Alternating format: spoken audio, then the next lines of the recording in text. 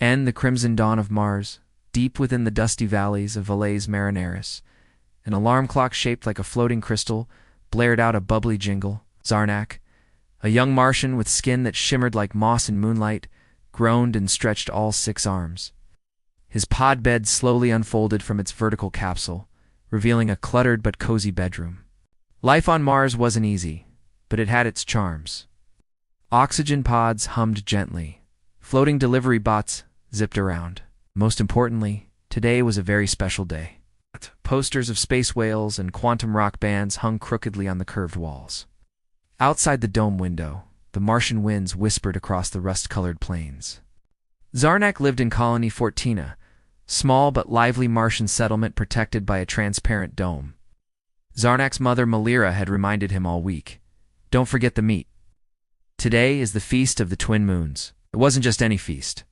Once every Martian year, when Mars's 2 moons Phobos and Deimos aligned perfectly over the colony, Martians held a sacred family meal to honor ancestors who arrived on the red planet centuries ago, and as tradition dictated, the youngest in the house must huntor in modern times. Shop for the meal's centerpiece, a rare meat called Glornax, harvested only once every orbital cycle. But there was a catch. The disappearance at Sector 9. Zarnok hopped on his hoverboard and zipped through the colony's winding paths. He passed the Grove Gardens, the drone arcade, and finally reached the central supermarket, Arket 9. It was a massive, egg-shaped building made of recycled ship parts, and today it was buzzing with activity. Who would risk using off-grid currency to buy rare meat? Something felt off. He noticed a faint trail of purple Martian slime on the floor near the vault, leading out the back. Inside, he was greeted by shelves stacked with items that defied logic: telepathic tomatoes, self-peeling melons, and bread that hummed lullabies. He followed it through jagged rocks and narrow tunnels into the old mining sector, long abandoned due to instability.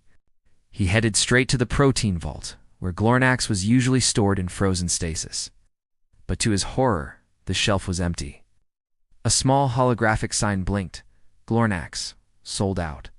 She studied ancient Martian species and believed the Glornax were sacred life forms, not food. Zarnok's antennas twitched. His stomach dropped. No Glornax, no feast. He could already imagine Malira's disappointed eyes.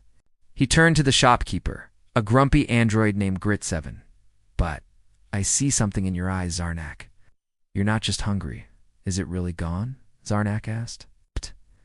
"But promise me this next year, the feast will feature something new. Something grown, not hunted."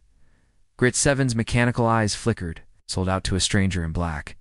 No ID, paid in off-grid credits." How it brought generations together, even in the most desolate place in the solar system. With no time to lose, he followed the trail.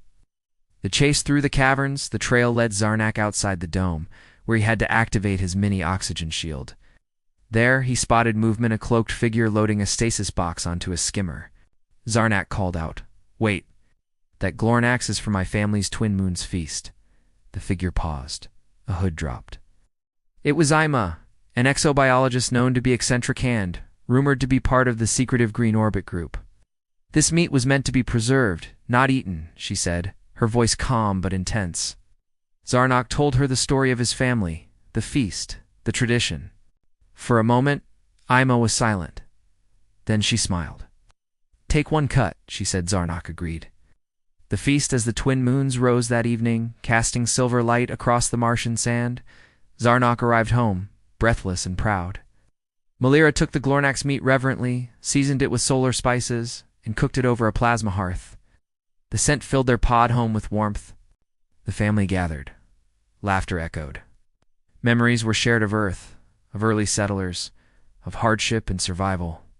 Zarnok watched the moons through the dome and thought of Ima, of change, balance between tradition and progress. And as he bit into the tender Glornax, he whispered a promise. "Next year we feast on the future."